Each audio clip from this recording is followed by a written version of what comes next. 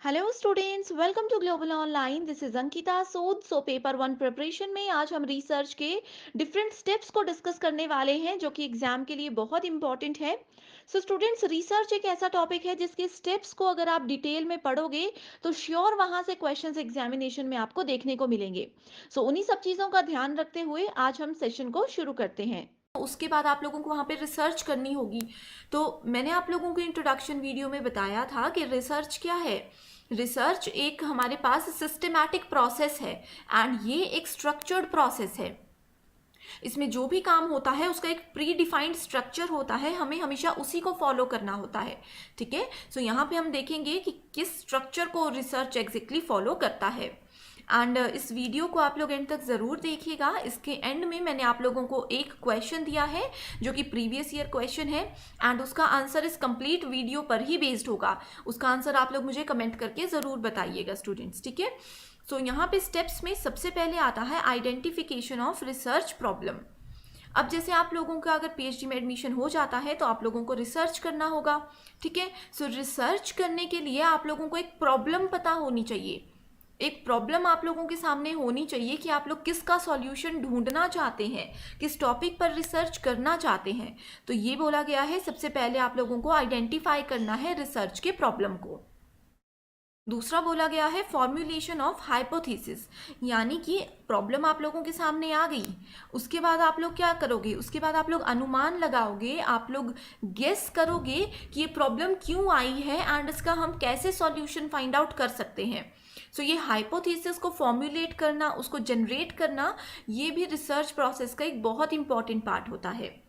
तीसरा आता है रिव्यू ऑफ रिलेटेड लिटरेचर, यानी कि जो रिलेटेड लिटरेचर है, जैसे कि कोई प्रॉब्लम हम लोगों को मिली है, उस प्रॉब्लम पे पहले भी हो सकता है कि किसी पर्सन ने, किसी रिसर्चर ने कुछ चीज़ ढूंढने की कोशिश की हो। ठीक है, जो हमारा टॉपिक है उससे रिलेटेड जो भी लिटरेचर्स पहले ऐड किए गए हैं उनको देखना इज़ वेरी इंपॉर्टेंट। एंड ये सब चीज़ों का एक रियल लाइफ एग्जाम्पल भी मैं आपको दूंगी आगे। ठीक है, नेक्स्ट है preparation of research design. Research design की कौन से स्टेप्स हम लोग फॉलो करने वाले हैं। सबसे पहले हम रिसर्च के लिए कहाँ जाएंगे। ठीक है, दूसरा प्रोसेस क्या होगा, तीसरा प्रोसेस क्या होगा।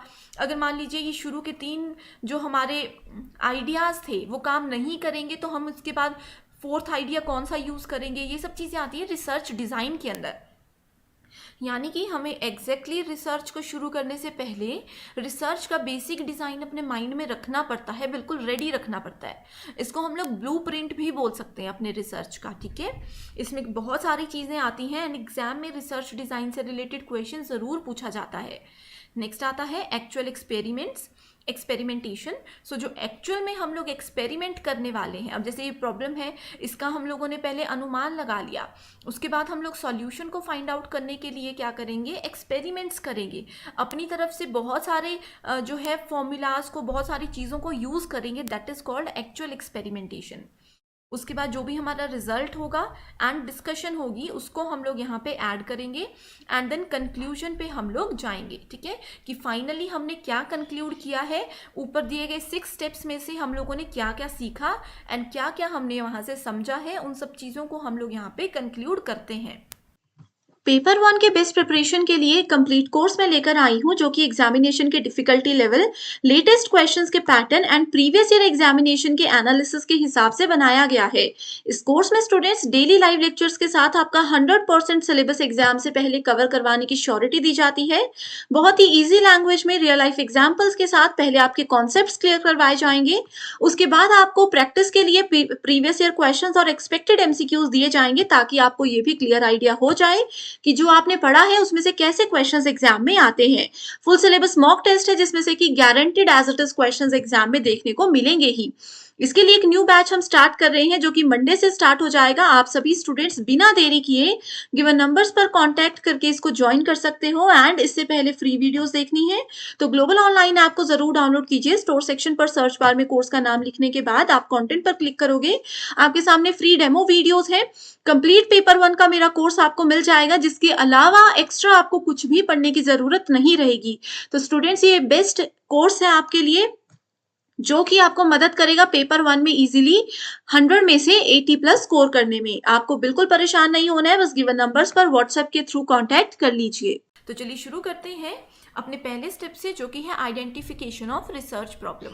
तो यहाँ पे ये बोला गया है formulation of the problem means defining the problem precisely, यानी कि जो भी प्रॉब्लम है उस चीज़ को हम लोग डिटेल में समझने की कोशिश करेंगे कि ये प्रॉब्लम क्यों आई है, ठीक है, इस प्रॉब्लम होने का क्या रीज़न है एंड किस तरह से हम इस प्रॉब्लम को सॉल्व कर सकते हैं, ये सब चीज़ों के बारे में हमें पता होना चाहिए, ठीक है। In other words, a problem defined is a half solve, यानी कि अगर प्रॉब्लम की डेफिनेशन को, उसके रीज़न को हम लोग अच्छे से समझ जाते हैं तो इसका मतलब ये माना जाता है रिसर्च में कि हमने आधी प्रॉब्लम को तो पहले ही सॉल्व कर लिया है, ठीक है।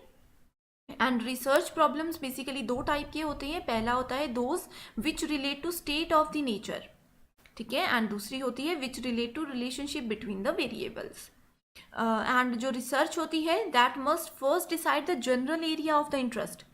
अब जैसे कि मान लीजिए आप लोगों के पास, आप लोगों का जो पेपर 2 होता है उसी से रिलेटेड आप लोगों को रिसर्च टॉपिक सेलेक्ट करना होता है।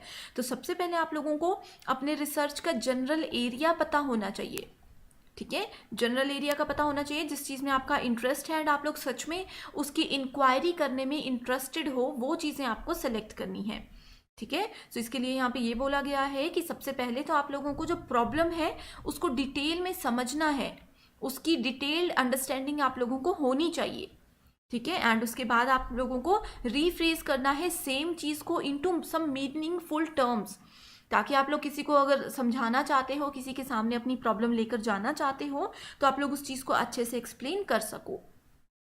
So research problem guides you in formulating the hypothesis and interpretation.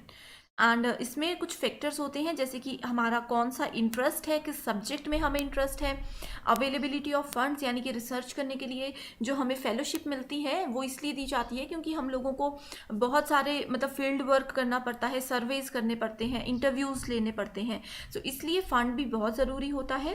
And जो सोशो इकोनॉमिक सिग्निफिकेंस है हमारी स्टडी का, हमारे रिसर्च के टॉपिक का, उसके बारे में भी हम लोगों को अच्छे से पता होना चाहिए। ये सब चीज़ें आती हैं आइडेंटिफिकेशन ऑफ रिसर्च प्रॉब्लम के अंदर। तो स्टूडेंट्स, एग्जाम में आप लोगों को क्वेश्चन इस तरह से पूछे जा सकते हैं कि आप लोगों को एरिया ऑफ इंटरेस्ट जो है रिसर्च में आप लोग जाने वाले हो, एंड आप लोगों का एरिया ऑफ इंटरेस्ट है वो रिसर्च के कौन से स्टेप में आप लोगों को पता होना चाहिए। तो उसका आंसर होगा कि वो फर्स्ट स्टेप में पता होना चाहिए, एंड फर्स्ट स्टेप होता है आइडेंटिफिकेशन ऑफ रिसर्च प्रॉब्लम, ठीक है। इसको आप लोग फॉर्मुलेशन ऑफ रिसर्च प्रॉब्लम भी बोल सकते हो, मीनिंग सबका एक ही है, बस एग्जाम में डेफिनेशन या फिर जो ये स्टेटमेंट है इसका थोड़ा सा चेंज करके इसको लिखा हो सकता है, ठीक है। जैसे आइडेंटिफिकेशन की जगह मैंने अभी फॉर्मुलेशन बताया, कुछ और भी हो सकता है, ठीक है। नेक्स्ट बात करते हैं formulation of hypothesis. So hypothesis का मतलब होता है अनुमान लगाना, ठीक है। सो इसको बोल सकते हैं हम डेवलपमेंट ऑफ हाइपोथेसिस, ठीक है। सो अगर हम लोगों को अपनी रिसर्च प्रॉब्लम पता चल जाती है एक बार, तो उसके बाद हम लोग अनुमान लगाना शुरू कर देते हैं कि कैसे हम लोग इसको सॉल्व करेंगे, क्या क्या इसमें हम लोग स्टेप बाय स्टेप काम फॉलो करेंगे, एक रफ सा हम लोग डायग्राम बना देते हैं, ठीक है। सो एक टेंटेटिव एजम्पशन होता है which a researcher wants to test for its logical और कंसिक्वेंसेस। तो ये हमेशा प्रिसाइज होना चाहिए एंड क्लियरली डिफाइंड होना चाहिए, ठीक है।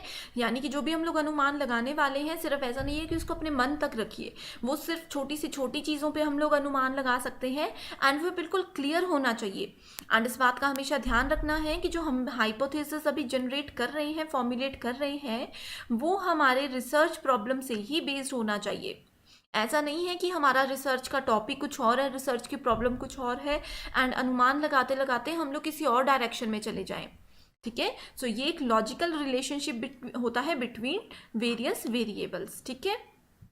नेक्स्ट बात करते हैं रिव्यू ऑफ रिलेटेड लिटरेचर, यानी कि जो पहले से इसी से रिलेटेड और लोगों ने रिसर्च की है उन चीज़ों को हमें पता होना चाहिए, उन चीज़ों के बारे में भी हमें पढ़ना चाहिए, ठीक है। To give you a vivid picture of the whole research you shall read various publications और surf the internet to become aware of the previous works already done, ठीक है। सो अगर मान लीजिए कोई टॉपिक ऐसा है जिसका अभी हम लोगों को ज़ीरो नॉलेज है, ठीक है। तो वहाँ पे हम लोग इंटरनेट पे पहले सर्च करेंगे, बहुत टाइम लगता है इस प्रोसेस में भी, ठीक है। सो पहले हम लोग इंटरनेट में सर्च करेंगे कि क्या टॉपिक है, क्या क्या लोगों ने इसके बारे में रिसर्च किया है एंड क्या क्या उन लोगों ने सॉल्यूशन दिया है, ठीक है। इन सब चीज़ों को हम लोग ढूंढेंगे, उसके बाद ही हम लोग अगले स्टेप में जा सकते हैं। So in doing so it could spur an idea that can be the subject of your investigation. So इससे यहाँ पे ये बोला गया है कि आप लोगों को एक आइडिया मिल जाएगा एंड आप लोगों की जो रिसर्च है उसका एक सब्जेक्ट आप लोगों को क्लियर हो जाएगा, ठीक है। एंड ये स्टेप इंपॉर्टेंट क्यों है, क्योंकि ऐसा हो सकता है कि मान लीजिए मेरी प्रॉब्लम ए है, ठीक है। सो इस प्रॉब्लम पे मैंने सॉल्यूशन भी ढूंढ लिया, हाइपोथेसिस भी कर लिया, सब कुछ कर लिया, लेकिन जब हम अपनी थीसिस को फाइनलाइज करते हैं तो हमें पता चलता है कि इस प्रॉब्लम का सॉल्यूशन ऑलरेडी जो है कोई रिसर्चर दे चुके हैं, तो वो हमारी पूरी स्टडी वेस्ट हो जाएगी। इसीलिए हम लोगों को पहले से ये चीज़ें पता होनी चाहिए कि प्रीवियस वर्क में क्या क्या चीज़ें ऐड की गई हैं। So the review of related literature can be taken from science books, magazines, journals, newspaper और इंटरनेट, ठीक है। या फिर प्रीवियस थीसिस जो होती हैं, वेरियस वेबसाइट्स ऐसी हैं जहाँ पे प्रीवियस जिन्होंने थीसिस बनाई हैं वो अपलोड की जाती हैं, तो आप लोग वहाँ से भी इस चीज़ को चेक कर सकते हो। नेक्स्ट आता है preparation of research design. So research design जो होता है ना स्टूडेंट्स, ये कंसेप्चुअल स्ट्रक्चर होता है, ठीक है। रिसर्च डिज़ाइन का मतलब होता है कि हम स्टेप्स लिख देंगे कि सबसे पहले हम लोगों ने डेटा कहाँ से कलेक्ट करना है, प्रॉब्लम कहाँ से आई एंड कैसे हम इसका हाइपोथेसिस जनरेट करेंगे, ये सब चीज़ें रिसर्च डिज़ाइन के अंदर आती हैं। तो इसको हम लोग एक ब्लूप्रिंट भी बोलते हैं, जिसके थ्रू हम लोग कलेक्ट कर सकते हैं डेटा को, मेजर कर सकते हैं एंड उस डेटा को एनालाइज भी कर सकते हैं, ठीक है। सिंपल लैंग्वेज में अगर मैं बोलूँ तो ये एक वर्क प्लान होता है हमारी पूरी स्टडी का, ठीक है। पूरी स्टडी का वर्क प्लान होता है रिसर्च डिज़ाइन में। नेक्स्ट टॉपिक आता है, नेक्स्ट पॉइंट आता है हमारे पास एक्चुअल एक्सपेरिमेंटेशन। सो अभी तक हम लोगों ने डेटा कलेक्ट किया 4 स्टेप्स में, ठीक है। प्रॉब्लम जनरेट की, अनुमान लगाया, हाइपोथेसिस किया, ठीक है। प्रीवियस स्टडीज़ भी कर ली। अब समय आता है 5th स्टेप से कि हम लोग एक्चुअल इम्प्लीमेंटेशन शुरू कर दें, कि प्रीवियस 4 स्टेप्स में हम लोगों ने जो जो चीज़ें कलेक्ट की हैं उन सभी चीज़ों को, उन सभी नॉलेज को, उन सभी डेटा को यहाँ पे यूज़ करने का जो है समय आ जाता है, ठीक है। So in actual experimentation you have to conduct an experiment to prove the validity of the hypothesis you have formulated. यानी कि प्रीवियस स्टेप्स में आप लोगों ने जितने भी हाइपोथेसिस जनरेट किए थे उनको फॉर्मुलेट करने का एंड उनको वैलिडेट करने का टाइम आ जाता है। तो जो जो अनुमान हमने लगाए थे, अब हम देखेंगे कि क्या ये गेसेस हमारे करेक्ट थे या नहीं थे। तो यहाँ पे ये भी बोला जाता है कि अगर आप लोगों ने जो गेस किए हैं वो गलत हैं तो इसमें कोई बात नहीं होती है, ये एक रिसर्च का ही पार्ट होता है कि हमारे हाइपोथेसिस गलत होते ही हैं, ठीक है। ज़रूरी नहीं है आप लोगों ने अगर 10 हाइपोथेसिस जनरेट किए हैं तो 10 के 10 हमेशा बिल्कुल ठीक हो सकता है उसमें से 1-2 ही ठीक हो, बाकी सब गलत हो, तो इसमें कोई इश्यूज नहीं होते हैं, ये एक पार्ट है रिसर्च का, ठीक है। नेक्स्ट स्टेप आता है results and discussion. So result and discussion को रिसर्च का हार्ट बोला गया है, ठीक है। क्योंकि अभी तक हम लोगों ने जितनी भी फाइंडिंग्स की थी, जितनी भी चीज़ें ढूंढी थी, जितना भी डेटा जनरेट किया था, ये उसका फाइनल रिजल्ट हमें बताता है। सो इसमें हम लोग टेबल्स को भी यूज़ कर सकते हैं एंड ग्राफ्स को भी यूज़ कर सकते हैं, ठीक है। अपने रिजल्ट को किसी के सामने प्रेजेंट करना है तो हमें, अगर हम टेबल्स ग्राफ्स के थ्रू प्रेजेंट करते हैं तो वो ईजिली अंडरस्टैंडेबल होता है, ठीक है। सो आप लोग वेरियस वेज में यहाँ पे जो है इन चीज़ों को जनरेट कर सकते हो। सो हमारा आज का लास्ट स्टेप आता है formulation of conclusion and recommendations. So conclusion जो होता है एक स्टेटमेंट होती है where you will present the solution to the proposed problem based on findings of the investigation.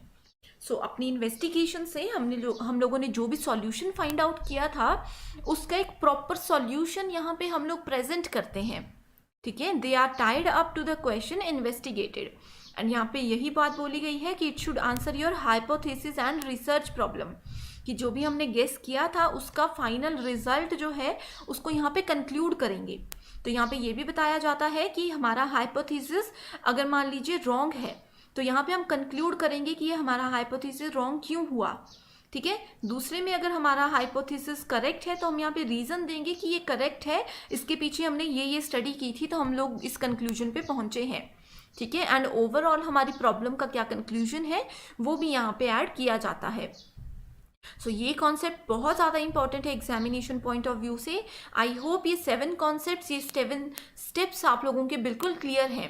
सो इसी पे बेस्ड अब एक क्वेश्चन मैं आप लोगों को देने वाली हूँ, इसका आंसर आप लोग ज़रूर मुझे कमेंट करके बताइएगा। सो क्वेश्चन है, which of the following is the first step in the scientific method of problem solving. तो यहाँ पे scientific method of problem solving का सिंपल मतलब है रिसर्च। ठीक है, पहला है फॉर्मुलेशन ऑफ हाइपोथेसिस या formation of hypothesis, awareness of the problem, collection of relevant information and verification of hypothesis. ठीक है, सो ये बहुत इजी क्वेश्चन हमने यहाँ पे ऐड किया है। सो आज के लिए सिर्फ इतना ही स्टूडेंट्स। आई होप ये कॉन्सेप्ट आप लोगों को बिल्कुल क्लियर है। इसके अलावा अगर आप लोगों को कोई भी डाउट रहता है इस टॉपिक पे तो आप लोग कमेंट करके हमें बता सकते हो, हमारी टीम डेफिनेटली आप लोगों की हेल्प करेगी। So that's all for today. Thank you so much for watching this video.